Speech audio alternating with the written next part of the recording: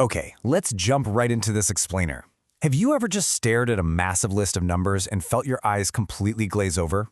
Trust me, you're definitely not alone. It happens to the best of us. But today, we're going to fix that. We're going to take those messy, chaotic, raw numbers and turn them into crystal clear, actionable stories using some foundational statistics. We'll be looking at everything from pinpointing the true middle of your data to understanding exactly how spread out it is. By the end of this, you're going to have a solid statistical toolkit. Let's get started. Here's our game plan for today. 1. Organizing raw data. 2. The three averages. 3. Quartiles and spread. 4. Handling large data sets. And finally, number 5. Calculator shortcuts. So, kicking things off with Section 1, Organizing Raw Data, going from messy lists to visual order. When you're faced with a totally jumbled random list of data, the chaos can literally be overwhelming. Just imagine looking at two massive, raw lists of ages, one for a group heading to a ski resort and another for a golfing holiday. Staring at dozens of loose numbers tells you absolutely nothing, right? But check this out. This back-to-back stem and leaf diagram is a total game changer. It instantly creates visual order out of all that noise. The stem right down the middle gives us our tens column, so the 20s, 30s, 40s. Then the leaves stretching out on either side give us the individual years. By putting the ski group on the left and the golf group on the right, the shape of the data just speaks for itself.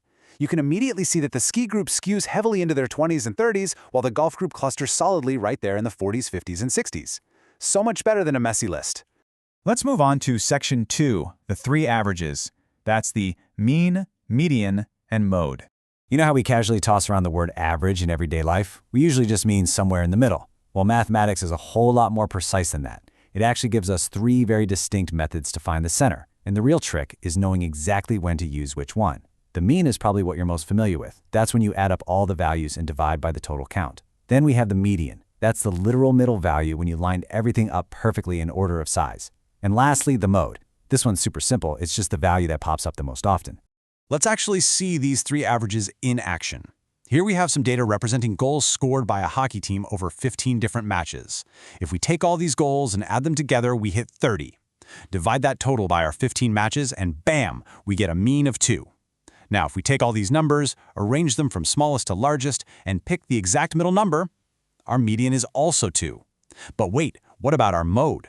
Take a close look, because the number 1 appears a total of 5 times in our hockey data, which is way more than any other number on that list. 1 is our mode. So, there you have it. 3 different measures of average, giving us 3 slightly different perspectives on how this team typically performs. All right, Section 3, Quartiles and spread. Measuring the middle 50%. So let's build on what we just learned. It's not just about finding the center of your data, it's also absolutely crucial to understand how spread out everything is. Just like the median perfectly splits our data right down the middle into 2 halves, we can use a few simple little formulas to find our quartiles and slice the data into exact quarters. For any number of values, which we just call n in math, the first quartile, or Q1, sits at the 1/4 mark of n plus 1. Your third quartile, Q3, is right there at the 3/4 mark. And if you want to find the spread of just that core middle 50% of your data, you find what we call the interquartile range by just subtracting Q1 from Q3. Simple as that. Let's make this concrete by applying those formulas to this set of 9 values. Since we've got 9 numbers, our n is 9. Add 1 to that and you get 10. Now what's a quarter of 10? It's 2.5. This means our lower quartile sits precisely halfway between our second and third values, which gives us a Q1 of 7.5. What about the upper quartile? Well, 3/4 of 10 is 7.5, so our upper quartile sits right midway between the 15 and the 16. That gives us a Q3 of 15.5. Now for the final step. Subtracting our lower quartile of 7.5 from our upper quartile of 15.5 leaves us with an interquartile range of exactly 8. And honestly, this is such a brilliant metric. Why? Because it reveals the exact spread of the middle 50% of our data, which completely ignores any wild extreme outliers that might otherwise skew our understanding of what's really going on. Moving right along to Section 4, Handling Large Data Sets. Scaling up the math. Doing these manual calculations like finding the exact middle of just 9 numbers is totally fine for small sets. But what happens when we're hit with a massive amount of information? We need a shortcut. By looking at smaller sets, we can actually deduce a clear, reliable pattern to scale up our math. Think about it. For 3 values, the median is just the second one. For 4 values, it's the mean of the second and third.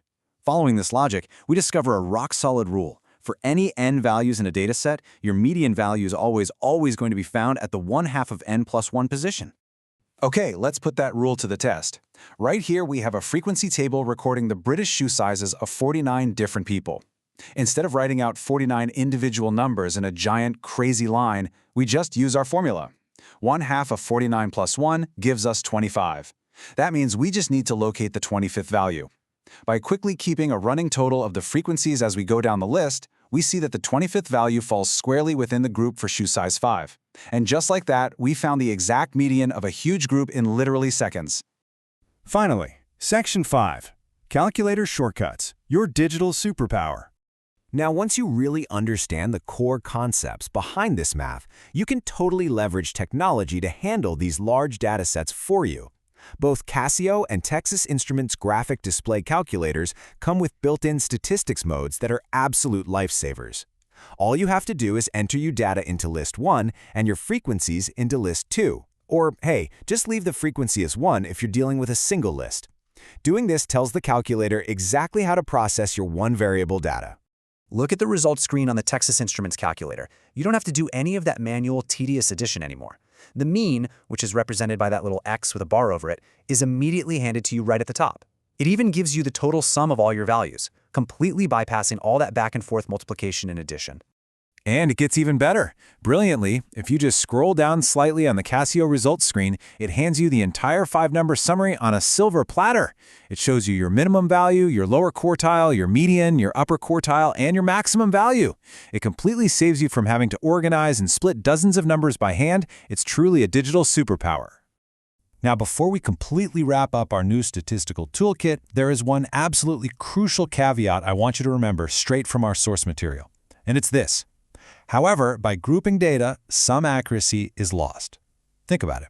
If you take the exact, precise running times of 50 athletes and just lump them together into 5-second or 10-second intervals to make a massive data set easier to read, you are actively trading away the pinpoint precision of that raw data.